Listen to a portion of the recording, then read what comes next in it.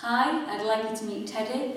He's one of our newest Think Like a Pony ponies, and we were very privileged to be given him this summer.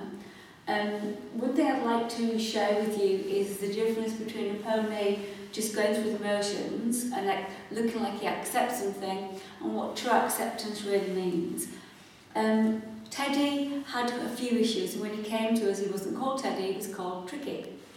And the reason he was called Tricky is because he was a tricky pony. But he wasn't tricky because in traditional terms he might have been called naughty or stubborn or a pulling pony or a bargy pony. He was certainly pulling, he was certainly bargy, but he was certainly very, very confident. I mean, he has got the biggest heart and the kindest nature. And it might have been in his past that he was backed very quickly without true understanding. He might have looked like he was accepting something, but true acceptance means that I understand what you're asking me to do and I feel confident doing it. And his own body language when he first came here was not confident.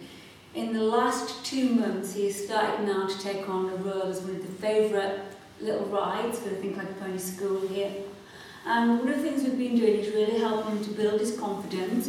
And first of all, his confidence in being touched. He wasn't a pony that actually wanted you to touch him. And as you Facebook fans are probably aware, touching the pony and horse massage, etc. is something we're very keen on here. But I've got here a few little props. And then it's not, you're not using things like an umbrella to go out riding in the rain. But you're using things like the umbrella as strange objects that he might meet, that he can understand. I don't have to run away from it. I can actually interact with it.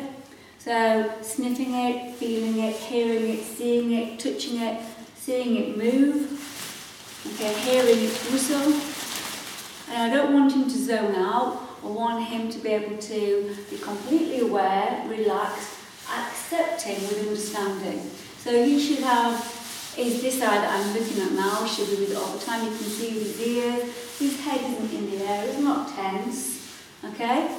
And when I'm training, we're training all the time for relaxation.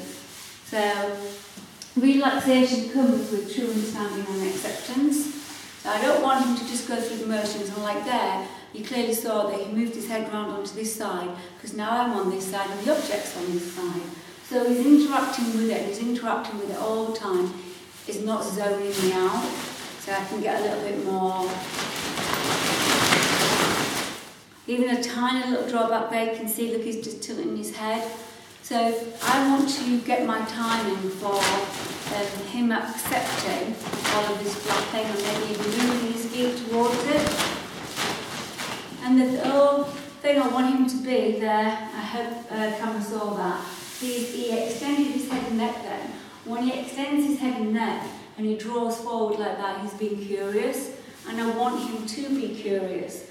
I want him to interact with me and with the umbrella. So, gone to a little phase, there's a little bit higher or a bit more provocative than he's used to, and now it's gone tense. So the whole aim of the game is my timing has to be such that as he relaxes or comes forward, and he shows any signs of relaxation, I'll lower it. So I'm rewarding him for not running away, I'm rewarding him for relaxing. Let's just go through that again. So I want him to at least look at it when he...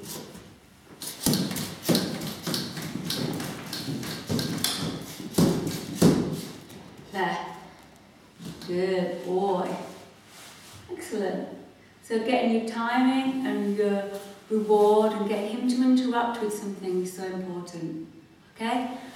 You can move from that onto the little things like flags, because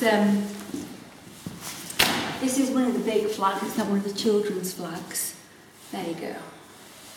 You want him to be curious, interacting and understanding, accepting that through understanding. Whoops, I think we're going to play flags together.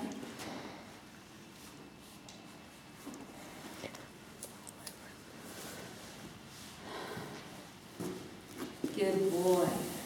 Now part of this is really helped him to accept and understand things over and around him, because when a child sat on him, the minute a child even sat on him, he went tense. So I've done a lot of rebacking. I've rebacked him right from the start. And I remember the first time I said to a little girl, give yourself a clap, give your pony a clap, he shot forward. So we've had a lot of work to do with him. And this is part of rebacking, because if I can accept that, I can understand and accept that, then anybody touches me here. So now we have not a tricky pony, but a lovely, cuddly, fun pony who loves to interact with the children here at Think Like a Pony Centre.